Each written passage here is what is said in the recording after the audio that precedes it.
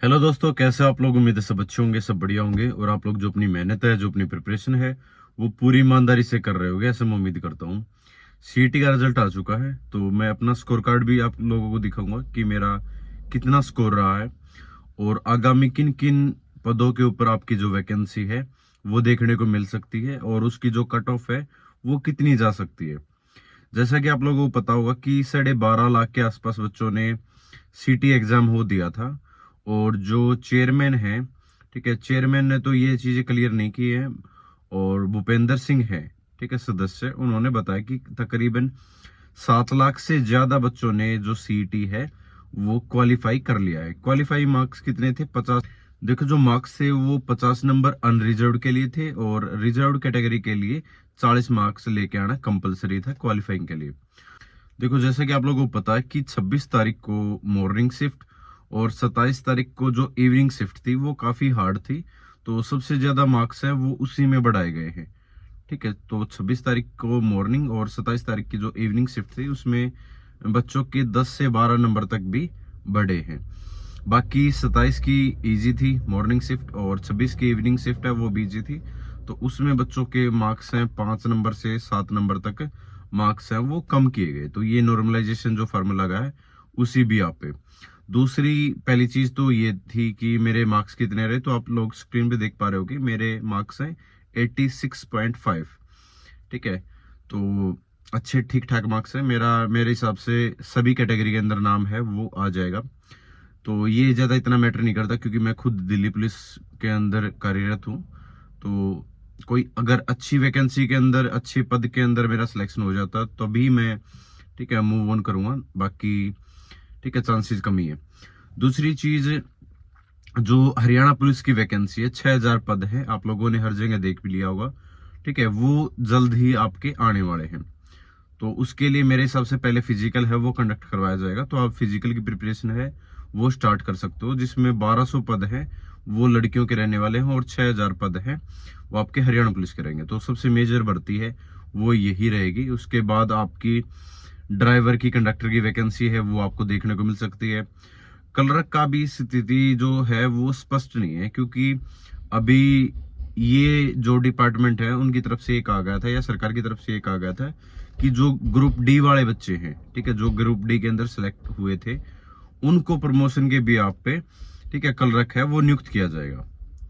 ठीक है, तो अभी ये स्थिति स्पष्ट नहीं है कि कितने पद आपको कलरक के देखने को मिलेंगे, क्योंकि जो ज्यादातर पद हैं वो ग्रुप डी से ही भरे जाएंगे कलरक के अंदर।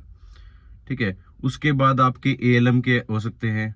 ठीक है, मतलब आपके बिजली विभाग के अंदर पद है वो देखने को मिल सकते हैं। जो फार्मेसी के हैं वो अच्छे खासे पद देखने को मिल सकते हैं। ठीक है, नर्सिंग के, नर्सिंग ऑफिसर, उसके आपको पद है वो देखने को मिल सकते हैं। अभी ये कहना कि ग्राम सचिव, पटवारी, इस तरीके के जो पद हैं, ठीक है, वो स्थिति स्पष्ट नहीं हो पाएगी और मैं उसको भी आप पे कट ऑफ बता दूं तो वो भी ठीक नहीं रहेगा, क्योंकि जो जितने भी टीचर्स हैं, यूट्यूबर्स हैं, वो अभी कट ऑफ बता रहे कि इतनी कट ऑफ इसकी जा सकती है, इतनी कलरक की जा सकती है। कलरक का भी पदों का ही नहीं पता, तो हम किसी भी आप पे कह सकते हैं कि ये कट ऑफ है वो इतनी जा सकती है, या कुछ तो ग्राम सचिव या पटवारी के भी जो कट ऑफ है उसके बारे में बात कर रहे हैं। अभी ये ही नहीं स्पष्ट कि वो पद आएंगे या नहीं आएंगे। वैसे सरकार ने कहा था कि आगामी जो भर्तियां होंगी वो 30,000, 25,000 से 30,000 के बीच में जो पद हैं वो देखने को मिलेंगे और हो सकता है कि जनवरी महीने के अंदर आपको कैलेंडर है वो भर्तियों का वो भी आपको देखने को मिल जाए और कैलेंडर के भी आप पे आपकी जो आगामी वैकेंसी है वो रिलीज हो जाए। तो कट ऑफ का अभी बता पाना मुश्किल है, क्योंकि 10 गुना बच्चों को सिलेक्ट किया जाएगा, तो वैकेंसी कितनी आती है उस हिसाब से हम आइडिया लगा सकते हैं कि कट ऑफ है वो कितनी जा सकती है। उससे पहले कट ऑफ का आइडिया लगाना बेवकूफ़ी भरा है।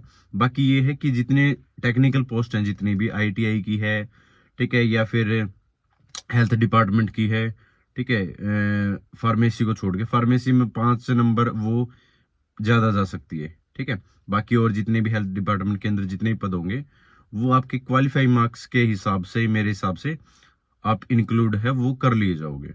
ठीक है, और मंडी सुपरवाइजर की है वो अच्छी खासी, जैसा कि करेज होता है बच्चों के अंदर भी, ठीक है, तो उसकी इस तरीके से कट ऑफ है वो ज्यादा जाने का अनुमान है।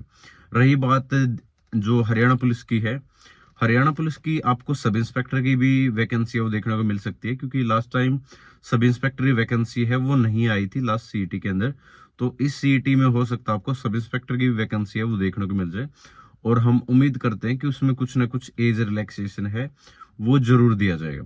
ठीक है, और बाकी हरियाणा पुलिस कांस्टेबल की जो वैकेंसी है उसमें लगभग सभी इंक्लूड हो जाएंगे जो भी जिन्होंने भी क्वालिफाई कर लिया है। ठीक है, अगर वो फिजिकल क्वालिफाई भी कर देते हैं तो वो 100% एग्जाम के अंदर जरूर बैठेंगे। ठीक है, 10 गुना बच्चों को जो भी बुलाया जाएगा। ठीक है, क्योंकि ज्यादातर बच्चे अभी फिजिकल की भी प्रिपरेशन नहीं करते, एकदम से मान लो फिजिकल स्टार्ट भी हो जाएंगे तो उनसे फिजिकल नहीं निकल पाएगा।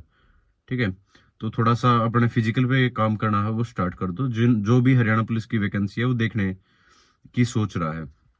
एक और खास बात ये है इस रिजल्ट के अंदर कि बहुत सारे बच्चे ऐसे हैं जो पहले से ही सिलेक्टेड हैं।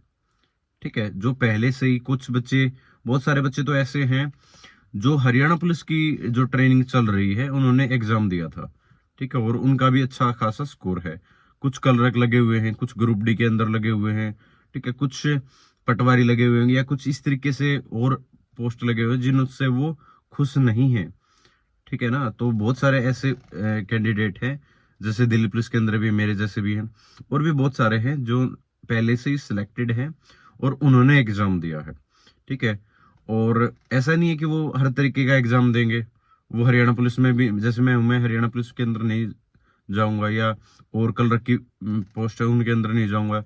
मेरा जैसे मैंने फार्मेसी कर रखी, तो मैं सोचूंगा कि मैं अपने ही डिपार्टमेंट के अंदर इस तरीके से, जैसे जो टेक्निकल पोस्ट है उनके अंदर मैं जा पाऊँ। ठीक है, तो बहुत, और पढ़ाई भी नहीं हो पाती वैसे तो बताऊं तो, जो लगे हुए ना उनसे इतनी ज्यादा पढ़ाई भी नहीं होती। उनका सीईटी हो गया है मैं मानता हूँ, लेकिन वो कंटिन्यू पढ़ाई नहीं कर पाते। ठीक है, ये भी एक सच्चाई है। तो जो भी अभी नहीं लगे हुए हैं तो वो घबराने की जरूरत नहीं है कि सर ऐसे तो बहुत सारे ऐसे बच्चे आ गए वो हमारा हक छीन रहे, वो छीन रहे।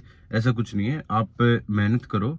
ठीक है, और जो सीटी मेंस होगा जो कि जल्द ही आपको 4 से 5 महीनों में अलग अलग आपके जो एग्जाम्स हैं वो देखने को कंटिन्यू मिलते रहेंगे। ठीक है, तो उसकी आप प्रिपरेशन में लग जाओ। ज्यादा आपको इधर उधर की बातें हैं वो सोचने की जरूरत नहीं है। आप ये सोचो कि मेरा टारगेट क्या है। मेरा टारगेट हरियाणा पुलिस है तो मैं फिजिकली प्रिपरेशन करूंगा। अगर कोई और टेक्निकल पोस्ट है तो उसके लिए मेरा पास जो डॉक्यूमेंट है मांगे जाते हैं वो डॉक्यूमेंट है या नहीं है, नहीं है तो आप उन डॉक्यूमेंट्स को जल्दी से आप बनवा लो। ठीक है, और उसके बाद जो मेन चीज है कि अगर आप और किसी फील्ड की प्रिपरेशन करो तो उसी हिसाब से आप प्रिपरेशन में लग जाओ। ठीक है, करंट अफेयर वगैरह करनी है आपको, या उस सब्जेक्ट का जो पर्टिकुलर पार्ट पूछा जाता है, ठीक है, उस फील्ड से रिलेटेड जो भी क्वेश्चन पूछे जाते हैं उन चीजों को आप जरूर अपने सब्जेक्ट के अंदर, अपने रूटीन के अंदर इंक्लूड करना स्टार्ट कर दो। ठीक है, तो थैंक यू सो मच। जय हिंद, सभी को नमस्कार।